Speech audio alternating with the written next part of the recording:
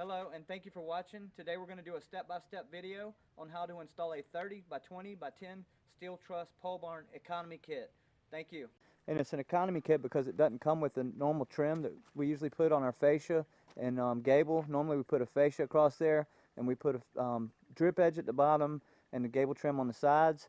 But these people are they actually own a little sawmill and they're going to trim out some wood and put some wood around there. So they didn't want our standard trim up there.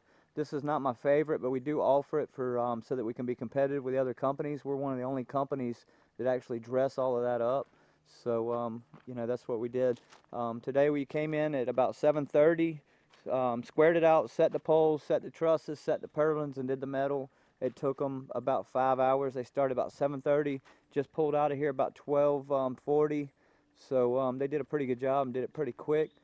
Basically, I think this kit, the installed portion of it was about $1,200. I'm not really sure at this time what the price of the kit is, but I will list it in the description. But it's just basically this guy's old shed they've been running their sawmill out of caved in with the last ice storm that we had. So they came up and bought one of our buildings from us, thank goodness. And it's a good looking building. It's basically just galvanum roof, and that's pretty much it. So if you watch the video, you might decide whether you want to install it yourself or have us come out and install it.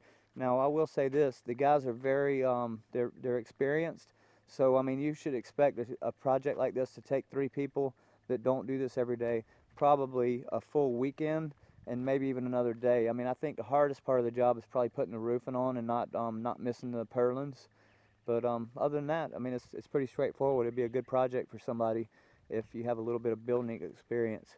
So just watch the video carefully and decide whether or not you want to take it on yourself. And I hope we do some business soon. First, select where you're going to place your building.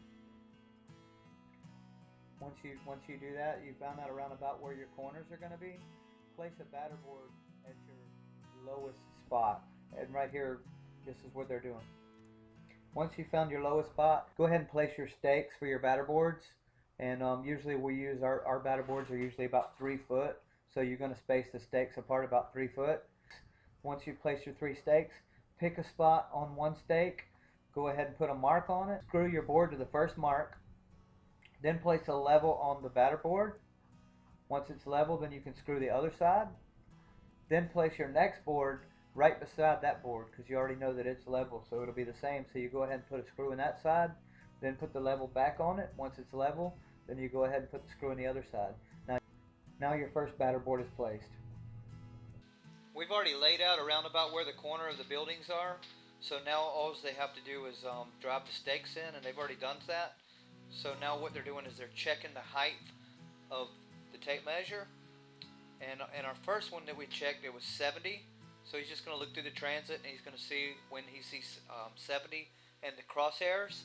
Once he sees 70 in the crosshairs, Tony here is going to put a mark on the first stake, the corner stake. And he's done that.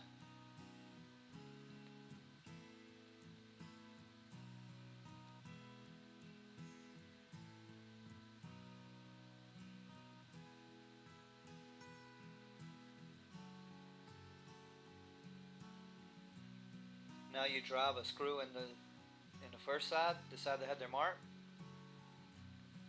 Then place the level over the batter board.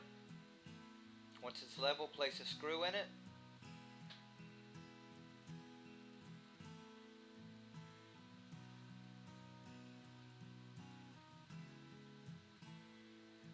Okay. Place a screw in it.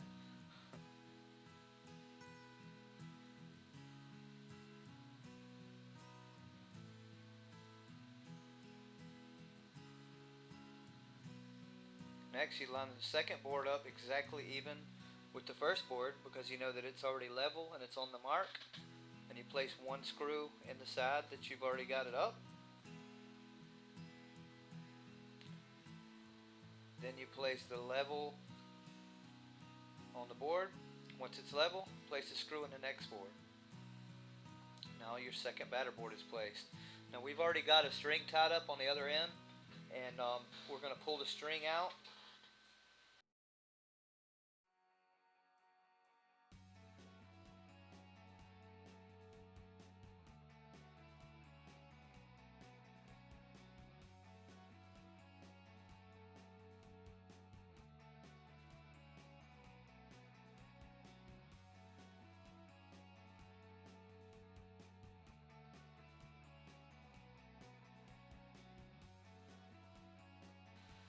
and we're going to pull it tight and place it right here on this board. Now this is going to be our main line that we pull everything off of. So this one doesn't really have to be, this is just your reference line. So basically you pull that tight,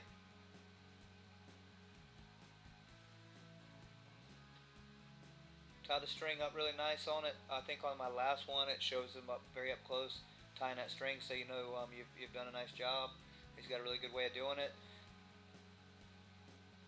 Now what you do is you place a mark on the string. This can just be any mark. We hadn't placed a mark on the other side yet. We hadn't measured over.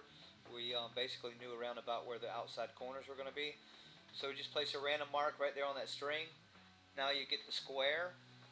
Place the square on it, a large framing square.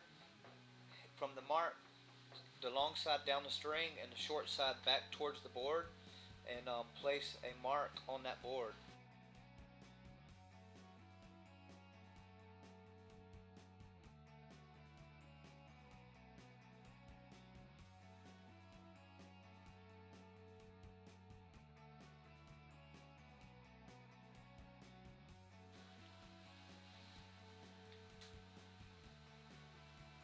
Now drive a nail in this mark.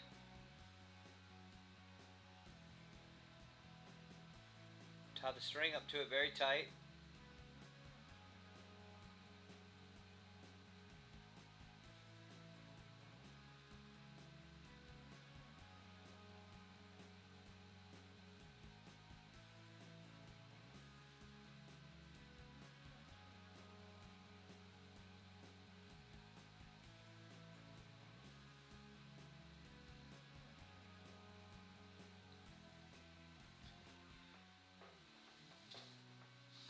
Drive your stakes really good. You don't want your strings and stuff like that moving. If you don't drive them in there really good, then you'll have a problem. Okay, so now what we're doing is we're going to extend our tape upwards. We've got Tuco overlooking through the transit. He's looking for that magic number 70. He's going to tell him to raise it up or lower it until he sees 70 in his crosshairs. Once he sees 70 in his crosshairs, Tony here is going to put a mark on that stake.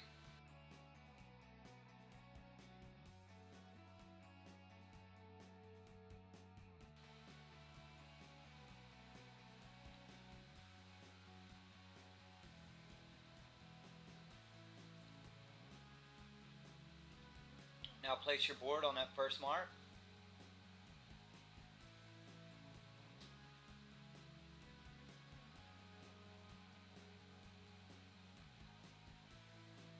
Screw it in on one side. Raise or lower it until the level reads level.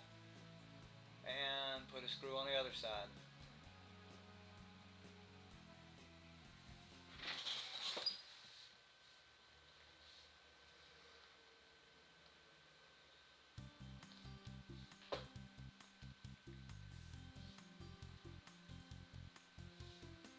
Now we'll do the same thing on the other side that you've done on the first two. Go ahead and put your board right beside the other board. Level it. Screw it. Now what we're doing is we have a mark on a string. It was just that random mark that we put on there. And we're moving around until it crosses the mark perfectly. Once it crosses the mark perfectly, then we're going to place a mark on our third batter board. Where that mark goes, then you're going to place a nail into that mark.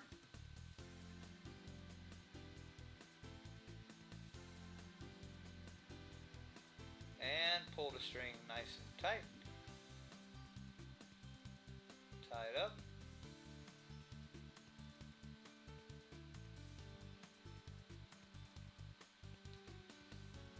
Now what we're doing is from the string, our front line, we're going to measure over 20 foot.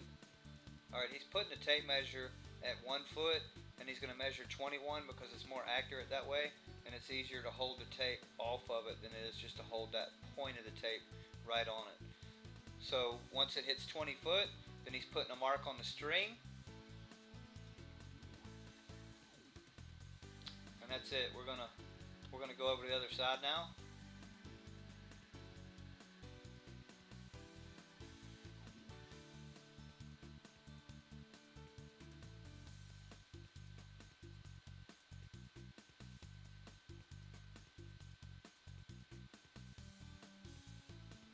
use that mark on our string to kind of determine a roundabout where the boards need to be placed at.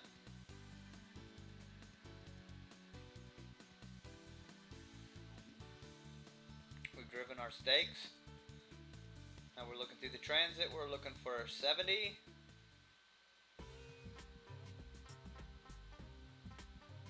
There it is. Put a mark on the stake.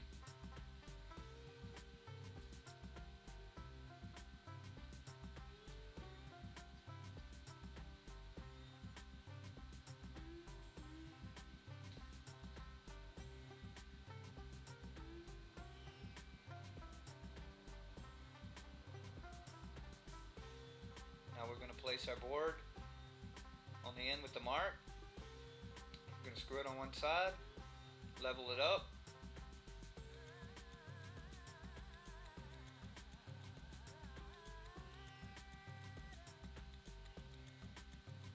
We're going to screw the other side.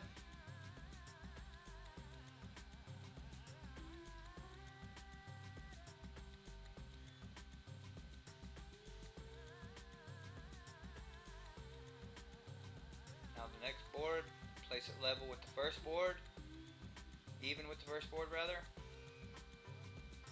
Place a screw in it, level it up.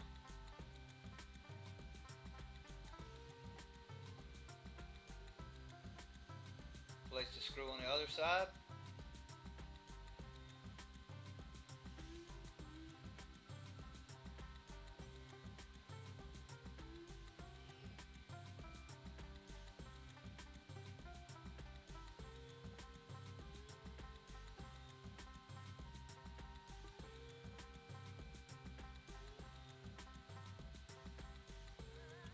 Now we're taking and marking off of the front line again.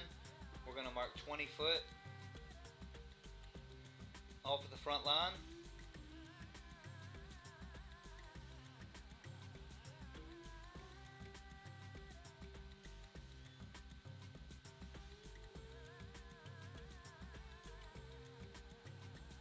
We'll put a mark on the string.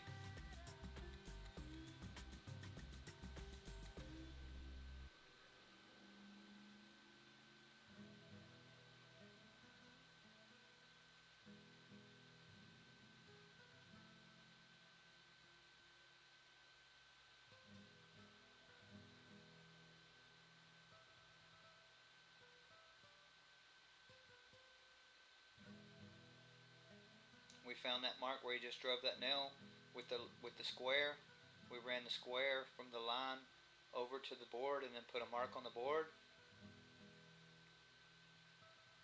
And we did the same thing on the other side. So when you put the string across the two, then that's your final battle board. It's all set. Should all be square.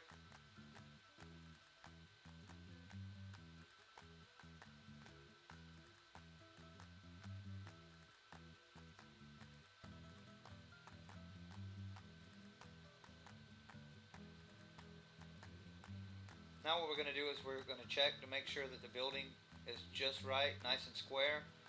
And in order to do this, what you do is you check it diagonally. You check it from the inside corner of each side.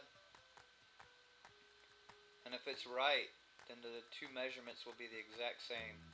If they're off just a little bit, then you may need to move your strings around accordingly until you get it right. But this is absolutely necessary that the two measurements are equal.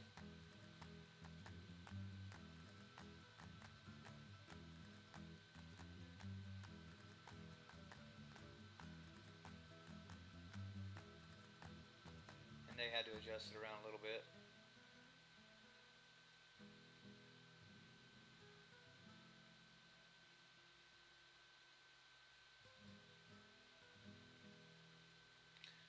They blamed the camera.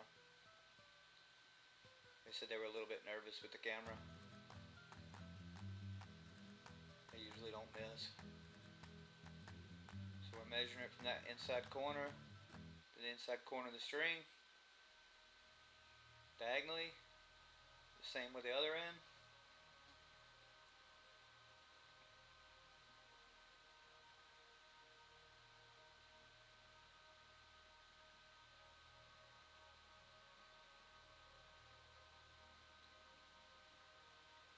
That's it. We're square. It's all good. Now what we do here, we're laying this building out, and this right here is going to be the side. This is going to be the 20-foot side. There's only going to be one post in the middle. So what they did is they measured from the outside corner, which would have been the inside of the string. They measured over 10 foot. Now that measurement over 10 foot is going to be the center of that post. That's the way that works. Just repeat the steps on the other side, same thing. All of our buildings are outside dimensions. So if you buy a 30 by 20 from us, the outside dimensions of the building before any siding is put on, basically the outside corners of the post will be 30 by 20. It's like that with all of our buildings. I think it's like that with every building in the pole barn industry.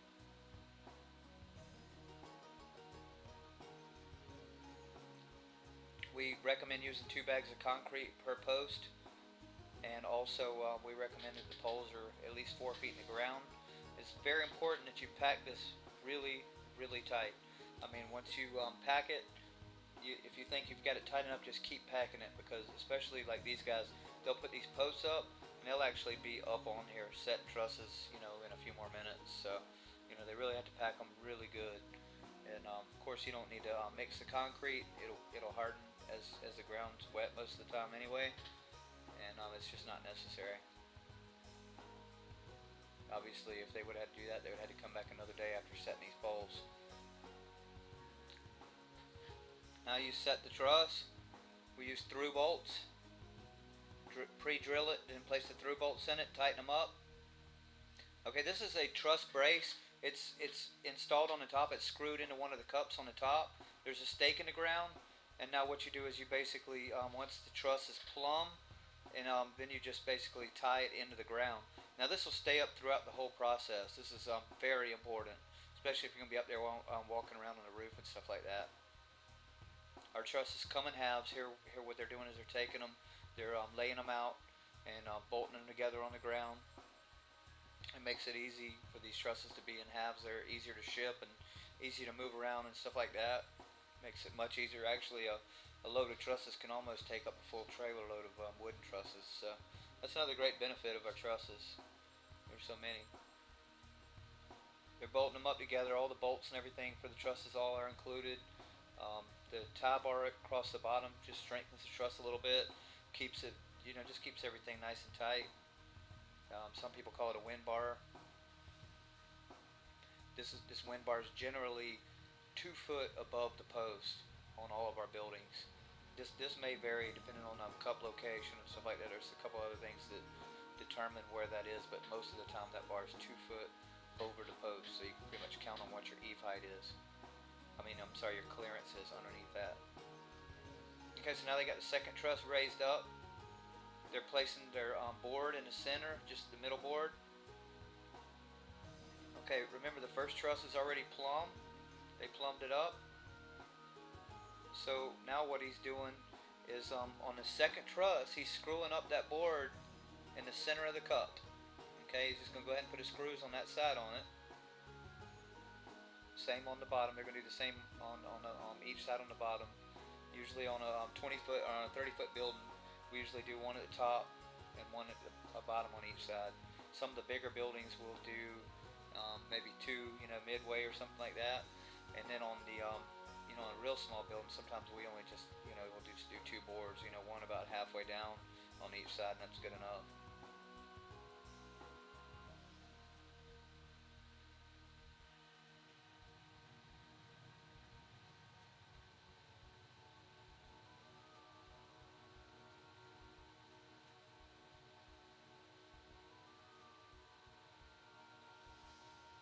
Okay, so now what he's going to do is he's going to climb up, he's going to run his tape measure over to the other side. Just straighten those clips up every now and then. We have them opened up so that the board drops in it easy. Sometimes you have to open them up a little bit. It's no big deal. You can just bend them with a hammer.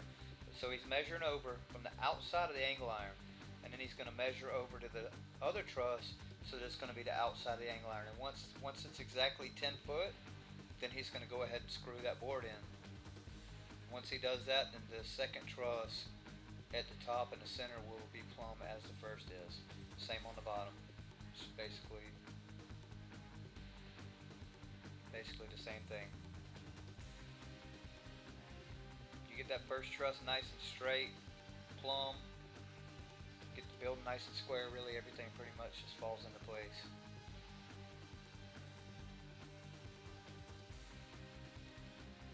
He's measuring over, outside of it, pulling it over until the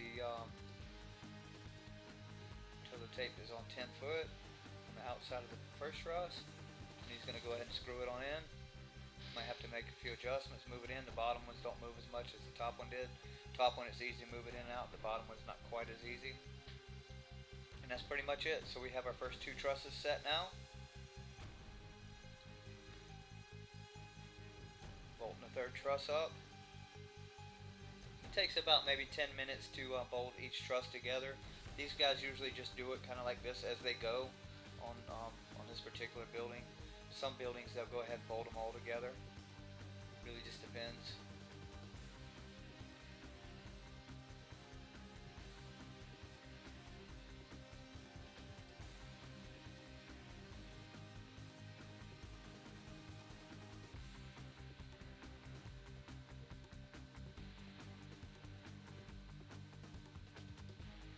Alright, raising the third truss. Same thing, the board's up there, it's not screwed yet.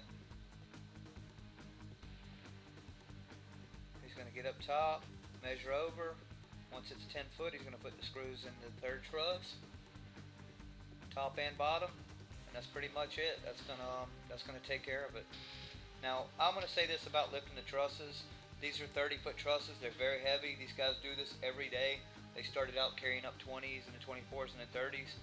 I definitely do not recommend you guys carrying the trusses up like this. You need to rent some piece of equipment or something like that that'll raise this truss, like a man lift or a forklift or something like that.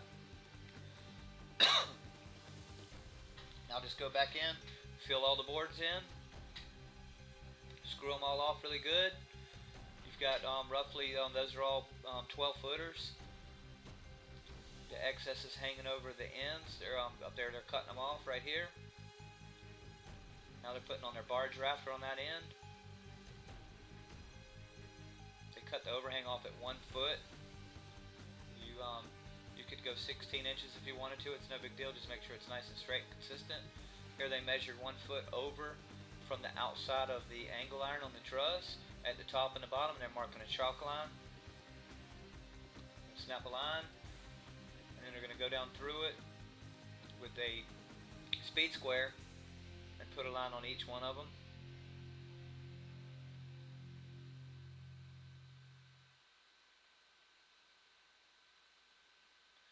You're going to line it up with a little chalk line across the top, put a pencil mark at each one of them.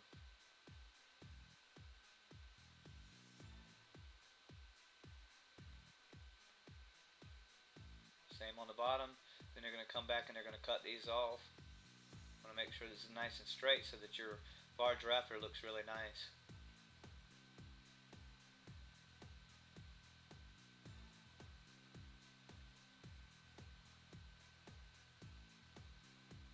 Speed it up a little bit for you. Probably could have cut down on a lot of the, I could have edited a lot more, but I did want to make this as detailed as possible because I want somebody to watch this and just really be sure that that they want to do this themselves, or their installer could watch this and pretty much know how it is to install our buildings. It's really not that hard. I mean, it's the trusses, the way the trusses are, it's just amazingly easy. If you if this was a wood truss and they would have had to lay it out on the ground, they would have had to measure and mark for each purlin, and or possibly would have had to use like a purlin clip. And there's no way that they would be so far along if this would have been like wood trusses. So that board basically just goes around the outside. It's like a band board. I call it a barge rafter. I don't know what the right term is. I'm sure anywhere that you're watching this video might be called something different. But it just you just nail it off at the end. And you want to keep that board straight. You nail it at the bottom and pick up on it a little bit as you're going up. Nailing it into the end of each one of my purlins. And then of course in the middle you just cut a point in it and join them together. This pitch is a 412, so if you know some framing, then you can just set it up as a 412 and then cut it off, join them together that way. If you don't get it right, it's not that big of a deal. Normally we have a flashing system that'll cover it up. This particular one, it had to look really nice. That's pretty much it. Now these boards right here are used to gauge the overhang of the metal and to be able to keep the metal straight while we're going. He's measuring down where the panel is right now, and he's marking that on each one of them so that he knows the exact overhang. And we use a string at the bottom to keep these panels nice and straight. And the first roof panel goes up. It's 29 gauge galvalume.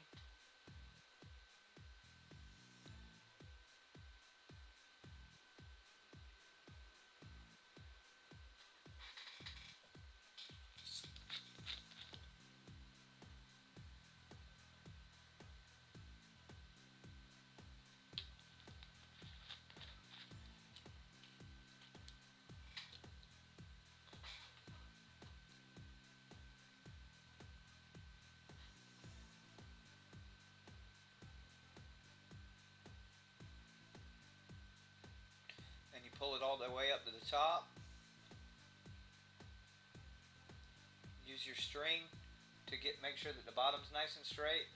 The edge on this particular one, normally we would just, if this was a trim package, then we would just take this particular panel and we would just run it flush with the edge and make sure it's straight on the bottom and go with it. But since this building doesn't have any trim on it, then it does need a little bit of overhang off the side of it. So we're adding about 2 inches overhang off of the edge of it. Alright, it's good. He screwed the bottom, checked it, make sure it's right on the string, put another screw at the bottom. He's putting a screw in at the top.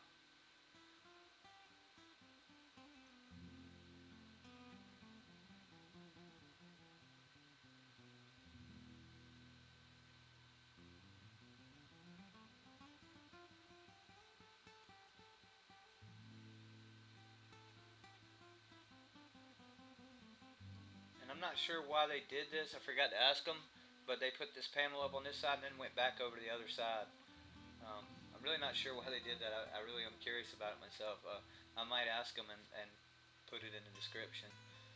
But either way, I don't think it matters too much. So now they're over here on this side. He's got his panel straight at the bottom. The overhangs the same at the top. I mean on the sides. He's got his screws in the bottom of it.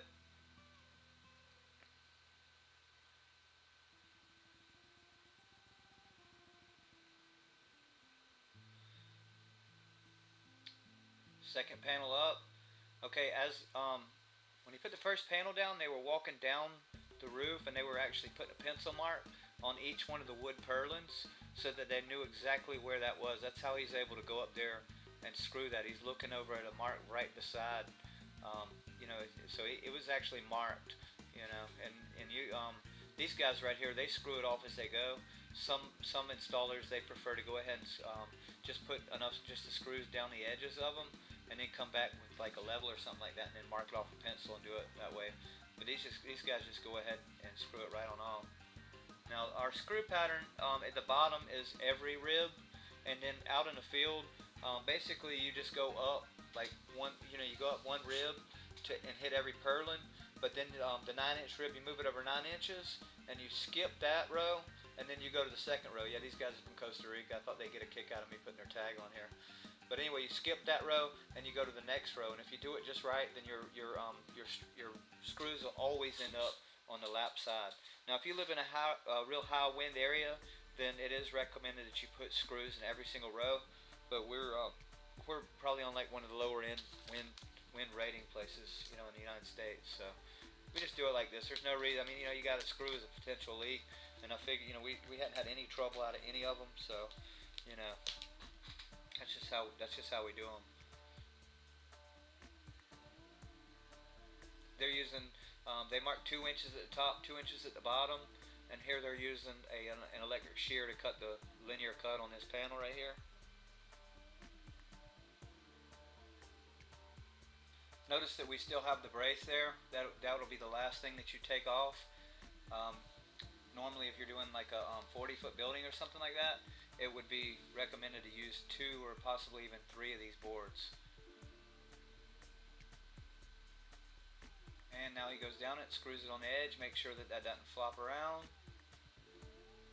And now they're placing the ridge cap. Okay, now the ridge cap is kind of, it does not necessarily need to hit the boards. I've had a lot of people come to me and say, hey, I need a wider ridge cap.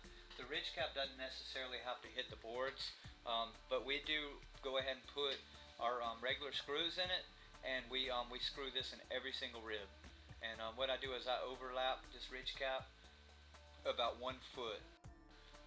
So that's it. They've got it wrapped up. They're headed away. Too late to start on another one, but they did get it done really quick. It's 12:14. They started on it about 7:30, so they did it really quick. Thank you very much for watching my video. Hopefully you can look at some of the other videos that we have on our website. Greatly appreciate your interest in our company and also in our buildings. I think if you're interested in buying a building, this type of building, then you will definitely be pleased with this building. I mean, it's a lot of building for your money, and it'll last for years and years. I mean, it's a really, really good building. So again, thanks very much, and please do me a favor and like this video and subscribe to me. Thank you very much. Have a good day.